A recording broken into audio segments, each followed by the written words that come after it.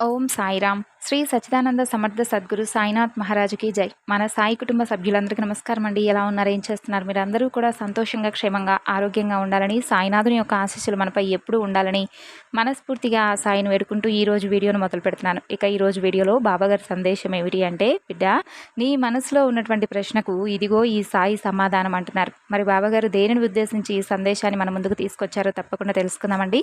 బాబాగారి సందేశాన్ని తెలుసుకోబోయే ముందుగా కొత్తగా మన ఛానల్ చూస్తున్నట్లయితే సబ్స్క్రైబ్ చేసుకుని సపోర్ట్ చేయండి, వీడియోకి లైక్ చేయండి.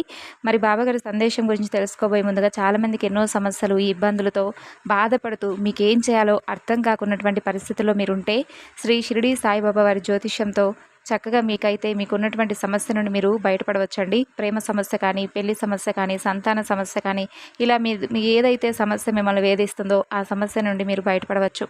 9043637512 సంప్రదించవలసినటువంటి ఫోన్ నెంబర్. బాబాగారి సందేశం గురించి తెలుసుకుందాం. బిడ్డ, నీ మనసులో మెదిలేటటువంటి ఆలోచనకు బాబా ఇస్తున్నటువంటి సమాధానంగా భావించు. ఈరోజు ఈ సందేశం నీ ముందుకు వచ్చిందంటే ఊరికే కాదు, ఎన్నో రకాలుగా నువ్వు ఆలోచిస్తూ ఉన్నావు కాబట్టి నీ ఆలోచనల్లోనూ అలాగే నీ మనసులో మెదులుతున్నటువంటి ప్రశ్నకు సమాధానం నన్ను గుచ్చి అడుగుతూ ఉన్నావుగా.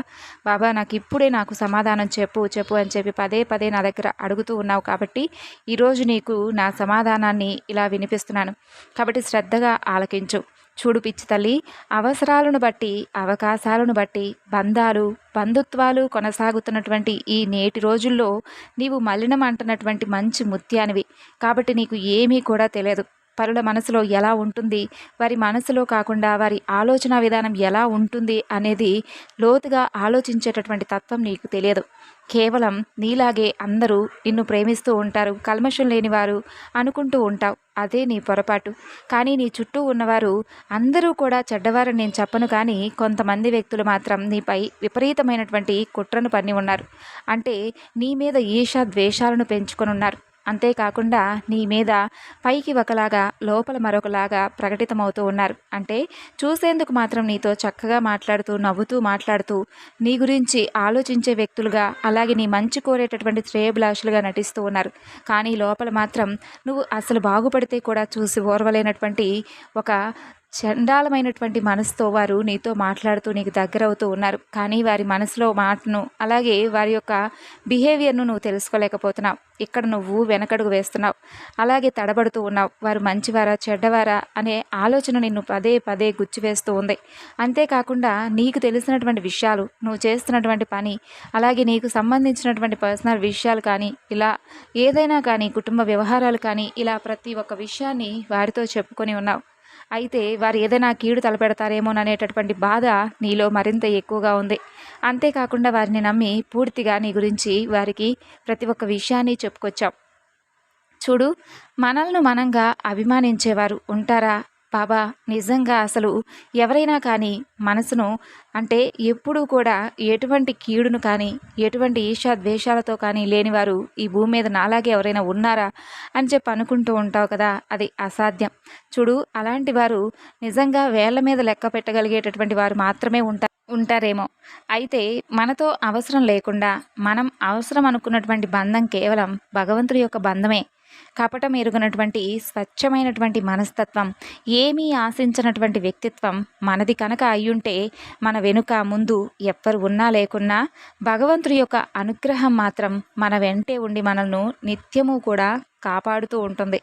కాబట్టి సర్వకాల సర్వావస్థల యందు నిన్నే తలుచుకుంటూ, నిన్నే కొలిచి మమ్మల్ని కనిపెట్టుకొని కాపాడు బాబా అని చెప్పి ప్రతి నిమిషం నువ్వు నన్ను అడిగావు. కాబట్టే నీ వెంట నేను ఎప్పుడూ కూడా ఉండి నడిపిస్తున్నాను.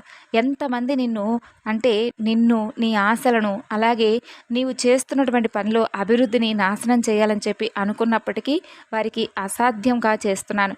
వారికి సుసాధ్యంగా చేయాలని అనుకుంటే మాత్రం నేను నీ వెంట లేనన్నట్లే. కాబట్టి నీవు నా మీద వేసినటువంటి బరువు బాధ్యతలు నేను ఎప్పటికీ కూడా వదులుకోను. చూడు, జీవితంలో కోరుకున్నవన్నీ కూడా దక్కకపోవచ్చు, కోల్పోయినవన్నీ కూడా మరలా తిరిగి దక్కించుకోలేకపోనవచ్చు. రుణం ఉంటేనే నీ ప్రమేయం, ఏమీ లేకున్నా నిన్ను వెతుక్కుంటూ వచ్చి చేరుకుంటాయి. రుణం లేకుంటే నువ్వు ఎంత ప్రయత్నం చేసినా కోరుకున్నది, కోల్పోయింది అస్సలు దక్కదు. అందుకే నిన్ను వెతుక్కుంటూ వచ్చిన వాటిని నిర్లక్ష్యం చేయవద్దు. నిన్ను విడిచిపెట్టి వెళ్ళిన వాటిని గురించి చింతించనూ వద్దు. లేని ఆనందం కోసం ఉన్న సంతోషాన్ని దూరం చేసుకోకుండా ప్రశాంతంగా గడుపుతూ ఉంటే భగవంతుడు ఇచ్చినటువంటి జీవితానికి సార్థకత, మన వ్యక్తిత్వానికి ఒక విలువ కలుగుతుంది. కానీ కొంతమంది వ్యక్తులు మాత్రం లేని ఆనందం కోసం ఉన్నటువంటి వారి సంతోషాన్ని దూరం చేసుకుంటూ, మనం ఆనందంగా లేకపోయినా పర్వాలేదు కానీ ఎదుటి వ్యక్తులు మాత్రం సంతోషంగా ఉండకూడదని చెప్పి కోరుకుంటూ ఉంటున్నారు. మనం అంటే దారి చూపించినటువంటి వ్యక్తులని తొక్కివేయాలని చెప్పి చూస్తూ ఉన్నారు. అలాగే ఎవరైతే ఆసరా కల్పించారో అటువంటి వ్యక్తులని నాశనం చేయాలని చెప్పి చూస్తూ ఉన్నారు. ఇలా చేస్తే మరి ఎటువంటి కల్మషం లేకుండా అన్ని విషయాలను చెప్పి మనసులో ఎటువంటి మరణం లేకుండా ప్రతి ఒక్కటి కూడా అన్ని విధాలుగా సహాయం చేసిన వారికి ఎవరు నిలబడతారండగా? మరి ఎవరంటే భగవంతుడే. మీకు అండగా ధర్మ మార్గంలో మీరు నడుచుకుంటూ వెళ్తున్నప్పుడు నలుగురు మీతో పాటు బాగుండాలని చెప్పి మీరు కోరుకొని మీరు చేస్తున్నటువంటి పని గురించి వారికి చెప్పి వారికి కూడా ఏదో ఒక విధంగా మీరు సహాయం చేసినప్పుడు మిమ్మల్ని వారు నాశనం చేయాలని చెప్పి చూసినప్పుడు మీకు ఎవ్వరూ లేదు, అయ్యో మాకు దారి చూపించిన వ్యక్తులే మమ్మల్ని నాశనం చేయాలని చెప్పి చూస్తున్నారని చెప్పి మీరు బాధపడుతున్న వేళ భగవంతుడు మిమ్మల్ని చేపట్టుకొని నడిపిస్తాడు. జీవితంలో సమస్యలతో సతమతమవుతూ బ్రతకాలా, సమస్యలతో పోరాడుతూ బ్రతకాలా అంటే ఏ సమస్య అయినా కానీ దానంతట అదే వచ్చి మనకు చుట్టుకోదు, ఎంతో కొంత మన ప్రమేయం లేకుండా. అందుకే సమస్య వెంటపడేలా కాకుండా కొన్ని విషయాలను తప్పించేస్తూ మరికొన్ని విషయాలు తప్పుకుంటూ మన జీవితం మన అనుకున్నటువంటి నలుగురితో కలిసి సంతోషంగా గడిపేయగలిగితే అంతకు మించినటువంటి మనశ్శాంతి ఇంకోటి ఉండదు కదా. కాబట్టే విలువ ఇచ్చేటటువంటి మనుషుల వద్ద విలువను కోల్పోయేలా ఎప్పటికీ కూడా ప్రవర్తించవద్దు. ఎదుటివారికి ఎంతైతే సహాయం చేయాలో అంతవరకే సహాయం చేయి. ఎదురైనటువంటి ఆనందపు క్షణాలను గుర్తు చేసుకో, బాధించినటువంటి క్షణాలను మర్చిపో, బాధ పెడుతున్నటువంటి మనుషులను మర్చిపో.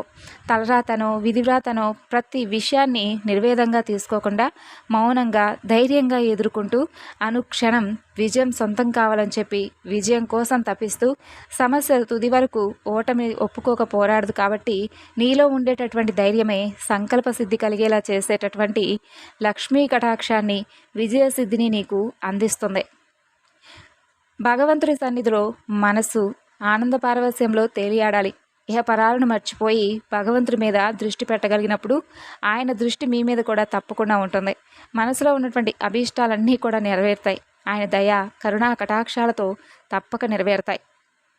కాబట్టి నిన్ను ఎవరైతే అంటే నీవు ఆలోచిస్తున్నావు కదా, ఏ వ్యక్తులైతే వారు మంచివారా కాదా బాబా, నేను చేస్తున్నది తప్ప కాదా అని చెప్పి ఆలోచిస్తున్నావు కదా, ముమ్మాటికి నువ్వు చేస్తుంది తప్పే. ఎందుకంటే ఏ వ్యక్తి స్వభావం ఎలాంటిదనేది తెలుసుకోకుండా ప్రతి ఒక్కరికి కూడా నీ జీవితంలో జరిగేటటువంటి విషయాన్ని చెప్పడం చాలా తప్పు. అంతేకాకుండా నువ్వు చేస్తున్నటువంటి పనిలో, నీకు అభివృద్ధి వస్తున్నటువంటి పనిలో నలుగురికి సహాయం చేయాలని చెప్పి అసలు ఎవరు ఏంటనేది కూడా తెలుసుకోకుండా అనవసరమైనటువంటి అంటే నీకు అవసరం లేనటువంటి కొంతమంది వ్యక్తులకు నువ్వు చేస్తున్నటువంటి పనిని అంతా కూడా వారికి చెప్పి వారికి ఆసరా కల్పించి నీ తల మీదకి ఎక్కించుకొని కూర్చున్నావు. కాబట్టి అటువంటి వ్యక్తుల పట్ల నీవు ఇంకా ఆలోచిస్తూ కూర్చున్నావంటే అది ముమ్మాటికి కూడా తప్పు నీదే అవుతుంది. అసూయ అహంకారాలను పెంచుకున్నటువంటి అటువంటి వ్యక్తులను చేరదీసి చాలా తప్పు చేస్తావు. కాబట్టి ఇక నుండైనా జాగ్రత్తగా ఉండు. అహంకారాన్ని విడిచిపెట్టి సంతృప్తిగా సంతోషాలను వెంట ఉంచుకోగలిగినప్పుడు మనశ్శాంతి తప్పక నీ దరి చేరుతుంది. జీవితం అనేది సుఖమయం అవుతుంది. అవమానించిన వారిని అక్కున చేర్చుకోవద్దు, అలాగే అనుమానించిన వారిని కూడా అభిమానించను వద్దు. స్నేహితుడి వద్ద కలుపుగోలుగా ఉండు, శత్రువు వద్ద ఖచ్చితంగా ఉండు. అన్నింటికంటే ముందు మనసును నియంత్రించుకోవడంలో నువ్వు కఠినంగానే ఉండాలి. కాబట్టి ఈ విషయాలన్నీ కూడా గుర్తుపెట్టుకో. జీవితంలో మనకేం కావాలో దానికై ప్రయత్నించడంలో తప్పే లేదు. కానీ మన దగ్గర ఉన్న వాటిని గురించి ఆలోచించకుండా, ఆస్వాదించకుండా లేని వాటి కోసం పరితపిస్తూ పరిగెడుతూ ఉండడం మాత్రం ముమ్మాటికి తప్పే అవుతుంది. కళ్ళ ముందున్నటువంటి సంతోషాన్ని విడిచిపెట్టి కళల్లో ఊహల్లో ప్రపంచాన్ని చేరుకోవాలని అనుకోవడం మాత్రం పూలదారిని విడిచిపెట్టి ముళ్ళదారి మీద నడవడం లాంటిది అవుతుంది. కాబట్టి ఈ విషయాన్ని మాత్రం చాలా వరకు చాలామంది మర్చిపోతూ ఉన్నారు. ఇక నుండైనా నువ్వు ఈ విషయాలను జాగ్రత్తగా గుర్తుపెట్టుకొని ఉండి బాధ పెడుతుంది దుఃఖం లేక బాధ పెడుతుంది సుఖం. రెండు ఏదో ఒక విధంగా బాధిస్తూ ఉండేవే. అందుకే సుఖదుఖాలకు అతీతంగా బుద్ధిని వినియోగించుకొని మనసును నియంత్రణలో అంటిపెట్టుకొని నీ కర్తవ్యాన్ని నువ్వు నిర్వర్తిస్తూ దైవం మీద నమ్మకంతో నీ అనుకున్నటువంటి నలుగురితో మాత్రమే ఆనందంగా గడపగలిగితే నిద్రపోయేటప్పుడు ప్రశాంతత నీ మనసు ముంగిట ఉంటుంది. నిద్ర లేచేటప్పుడు సంతోషం కనుల వాకిట నిత్యము కూడా వేచి చూస్తూ ఉంటాయి. కాబట్టి ఈ విషయాలను అస్సలు మర్చిపోవద్దు. ప్రతి క్షణం ఈరోజు బాబా ఈ సందేశాన్ని నీ కోసమే తీసుకొచ్చాడని చెప్పి ముమ్మాటికి నువ్వు నమ్మి తీరాల్సిందే. ఇంట్లో సమాచారాలు అందించేటటువంటి ప్రతి ఒక్క విషయాన్ని కూడా నువ్వు ఏ సమాచారం అయితే అందిస్తున్నావో అప్పుడే నీవు నీ విలువను తగ్గించుకున్నావని అర్థం చేసుకో. కాబట్టి కుటుంబ వ్యవహారాలు కానీ నీకు సంబంధించినటువంటి విషయాలు కానీ ఎవరితోనూ పంచుకోవద్దు. దైవం మీద మాత్రమే నమ్మకం ఉంచు. దైవాన్ని మాత్రమే సదా ప్రార్థిస్తుండు. కష్టంలో అయినా సుఖంలో అయినా దైవాన్నే తలుచుకుంటూ ఉండు. దైవాన్ని మర్చిపోయి కష్టాలు పాలైన వాళ్ళు కూడా ఉన్నారేమో కానీ దైవాన్ని తలుచుకొని నష్టపోయిన వాళ్ళు మాత్రం అసలు ఎవరూ లేరు. కాబట్టే ఈ విషయాలను మాత్రం మర్చిపోకుండా గుర్తుపెట్టుకో. మనిషికి స్వేచ్ఛ కావాలి, కానీ కన్న వాళ్ళను, కట్టుకున్న వాళ్ళను, కనిన వాళ్ళను కాదనుకునేంత కాదు. బంధంలో స్వేచ్ఛ ఉండాలి, కానీ బాధ్యతను మర్చిపోయేంత కాదు. స్వేచ్ఛ అంటే హద్దు ఆపు లేకుండా విచ్చలవిడిగా ప్రవర్తించడమూ కాదు. స్వేచ్ఛ అంటే నిన్ను నువ్వు స్వచ్ఛందంగా సంస్కరించుకుంటూ సంతోషంగా న్యాయపరమైనటువంటి కట్టుబాట్లతో స్వతంత్రంగా ముందుకు సాగడం. మితిమీరినటువంటి స్వేచ్ఛతో జీవితంలో పొరపాట్లు అగచాట్లు కొని తెచ్చుకోకుండా ఒకరి వేలు మన వైపు తప్పుగా చూపించని విధంగా బ్రతకాలి. అలా స్వేచ్ఛను ఉపయోగించుకోగలిగితే అంతా కూడా ఆనందంగా సంతోషంగా మనం బ్రతికినట్లే అర్థమవుతుంది. మరి ఈరోజు బాబా ఇలా ఎందుకు చెప్పాడనేది 1-2 సార్లు జాగ్రత్తగా ఆలోచించుకొని నీ జీవితాన్ని సంతోషంగా ఉంచుకుంటామని ఈ సాయి నీ నుండి కోరుకుంటూ సెలవు తీసుకుంటున్నాడు. విన్నారు కదండి బాబాగారి సందేశం. ఈ సందేశం మీ అందరికీ నచ్చింది అనుకుంటున్నాను. నచ్చితే తప్పకుండా మరికొంతమందికి షేర్ చేయండి. మరొక చక్కని బాబాగారి సందేశంతో మరలా కలుసుకుందాం.